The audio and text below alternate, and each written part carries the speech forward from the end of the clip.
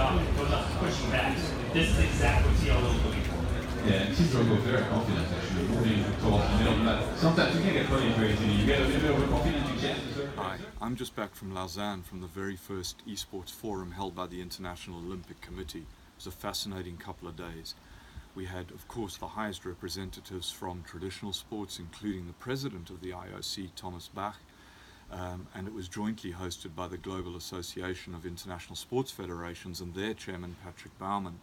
So they did have high-level representation there, but so did esports to a large extent, right from top representatives of Riot and Blizzard down to smaller country federations and a pretty wide range of interested people. It was an exploratory meeting. It was early days and people talked around various subjects.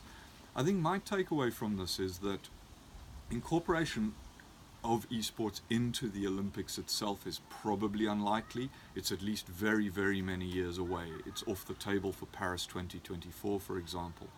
What seems more likely is that we'll build towards some sort of parallel event, for example, like the Paralympics, where esports will run alongside the traditional Olympics. But I think there's clearly scope for cooperation between traditional sports and esports.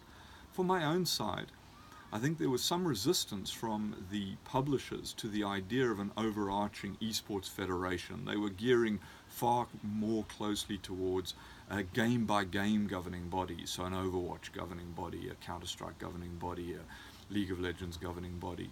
I don't think that's feasible, and the reason I think that is because I think that there are at least 3 overlapping areas of common concern that could be addressed and should be addressed by overarching esports governing bodies.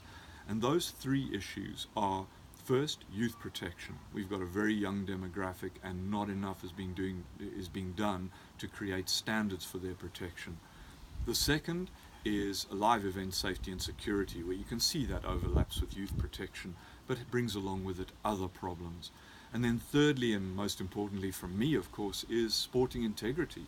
This is cheating, match fixing, doping, issues like that, where again, whether you're Counter-Strike or League of Legends at the top end of Tier 1, or you're Splatoon or Super Smash Bros, or a smaller title down at the other end with a core community following, your issues in those 3 areas of governance are exactly the same and should be addressed by common standards across all of governance.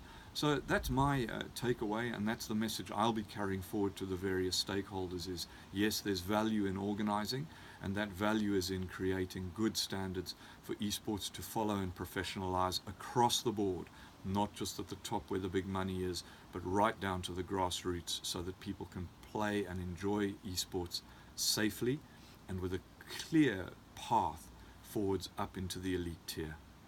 Thanks. Thomas Bach is summing up after a long day of conference meetings, roundtables, discussions between the esports industry and the Olympic movement. It's been fascinating. We're here in the Olympic Museum, which is an amazing place. There's been a massive range of discussions, all pretty positive actually. 2 sides feeling each other out, learning to understand a bit. It's also actually been really interesting from the point of view of esports, talking to esports, because this is one of the few times that within the room have been major publishers, esports organizations, esports federations, and people from all over the industry, and that practically never happens. So that's a pretty amazing thing, and can only be a good thing really. Glad I came.